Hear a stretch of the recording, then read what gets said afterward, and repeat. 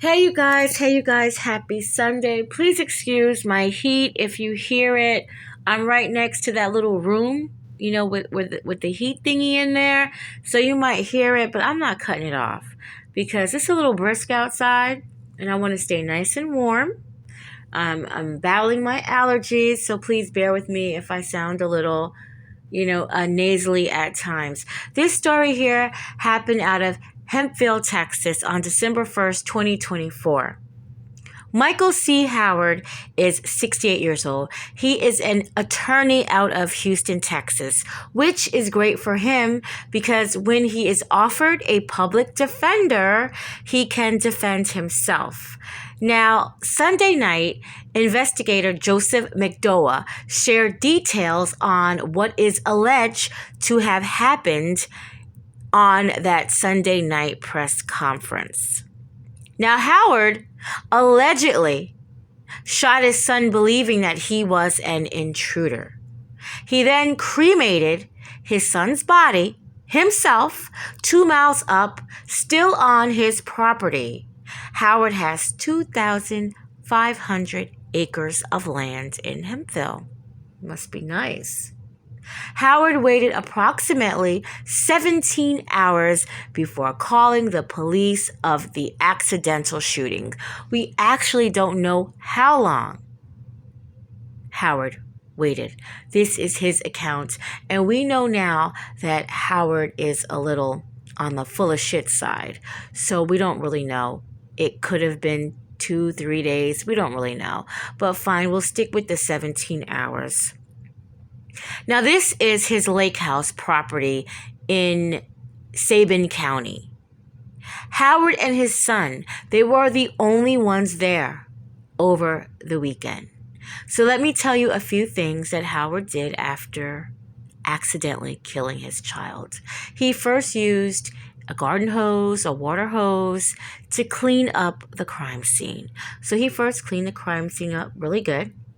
Then he drove the 2 miles up from his home in a very secluded area because that's his property and nobody should be up there on his property, and he knows that. So he built a burn pit and he placed his kid inside it and he set him on fire, and he watched until there was no visible signs of his son left. Now, people that watch my videos know occasionally I do this. I go to Texas to get to Atlanta. So when I was, a kid back in the day, and I was visiting my dad who lived in Alabama, and I'm coming from New York. So what he did on his farm was fascinating to me because you don't see stuff like this in the city. You just don't. And one of my dad's cows had just dropped and died. So I'm thinking, wow, he's going to have to do a lot of digging to bury this cow and put this cow inside, the hole in the ground like you do when your dog or cat passes away. But no, my dad, he did a burn pit. And he placed this big cow on top of the burn pit.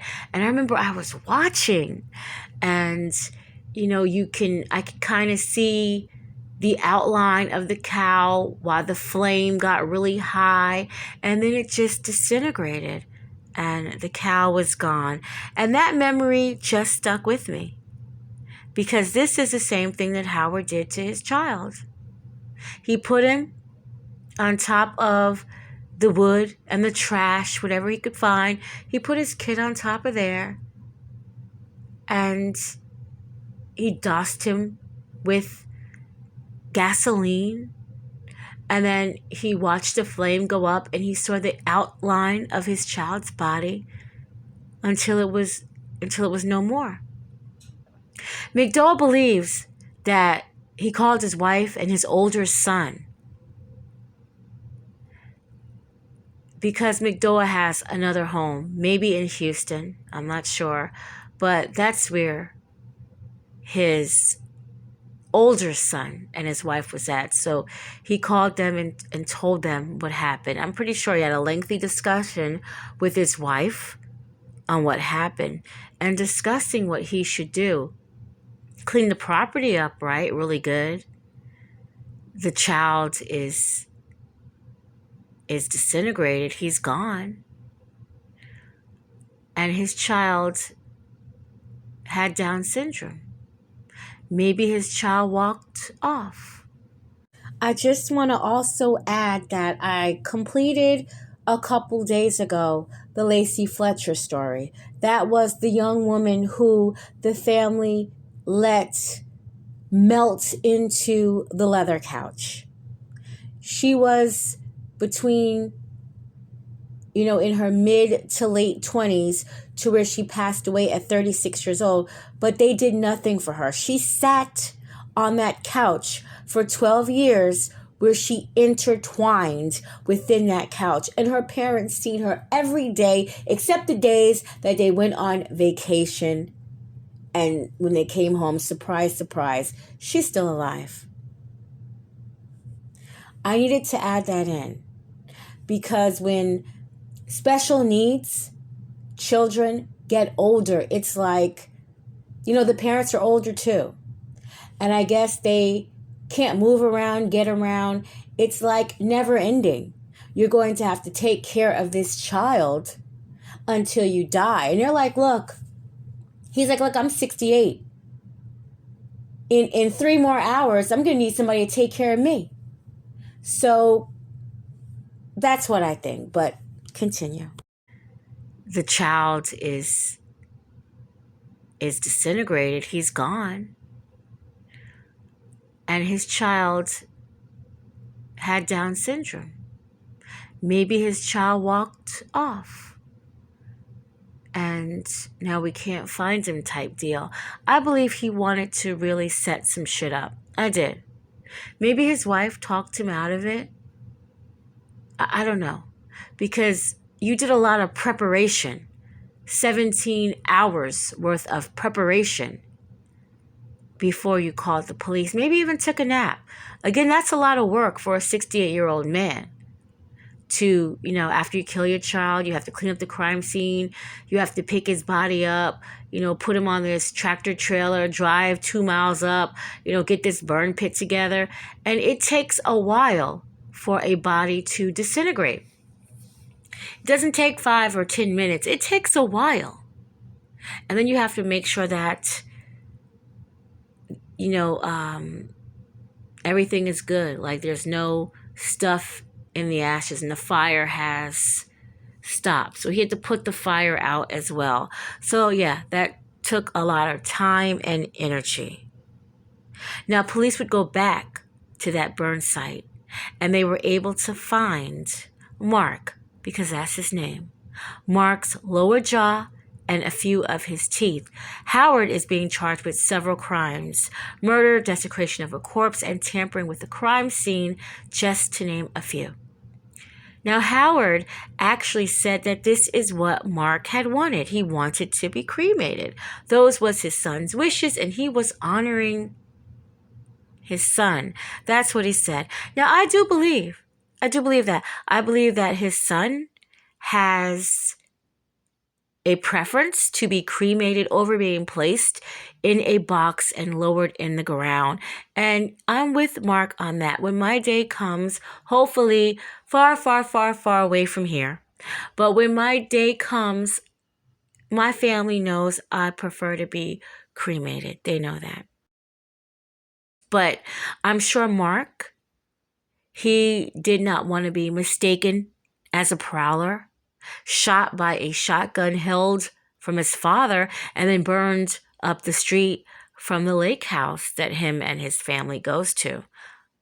I'm sure that's not what Mark wanted. I don't know Mark, but I don't think that's what Mark wanted.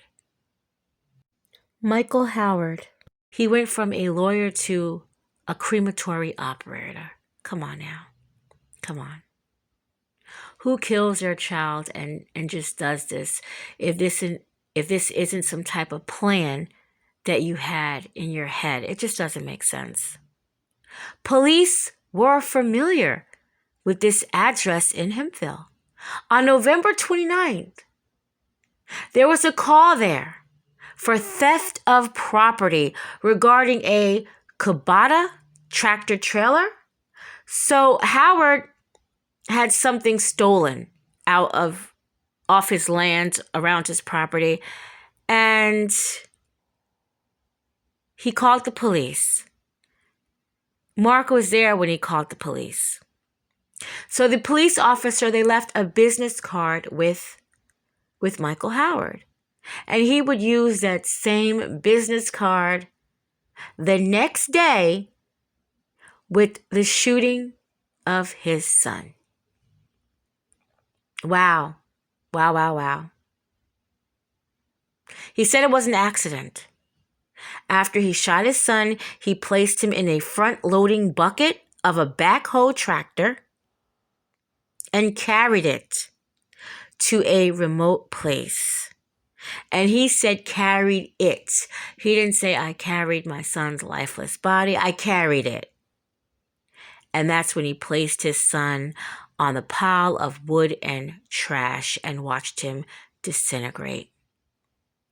The attorney was arrested in connection of his son's death. He received a $2 million bond, and I'm not sure if he bonded out or not.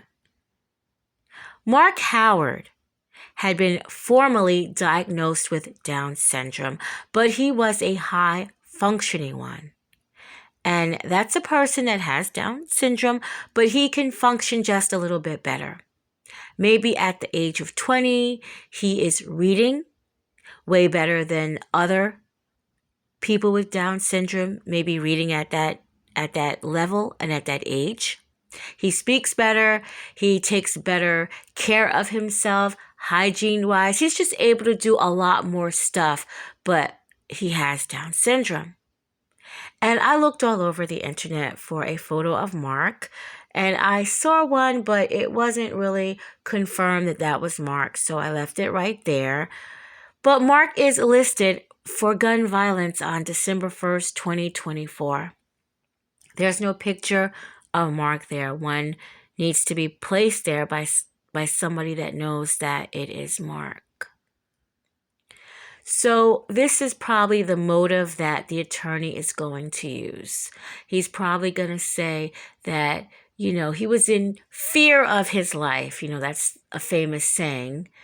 I was in fear of my life. I heard somebody trying to get in the door, and I grabbed my shotgun, and I heard somebody trying to get in the door, and I just grabbed my shotgun and I just shot. And lo and behold, it was my kid, the one that had been up here with me since, a few days prior. But I guess that will be his story. That'll be his story. Why people, when they are gun owners and they are trying to protect themselves, why don't they make sure that the person turning the doorknob is not the wife, the husband, the child, grandpa? Why don't they make sure that it's really an intruder? It's like you guys are blasting through doors and you're not even sure who's on the other side, but you're up here with your kid. I could see if you were by yourself and your kid driven by itself up there to surprise you and you did something like that, but your child's with you. You hear an intruder, you're not going to be like, oh, Mark, where are you, Mark?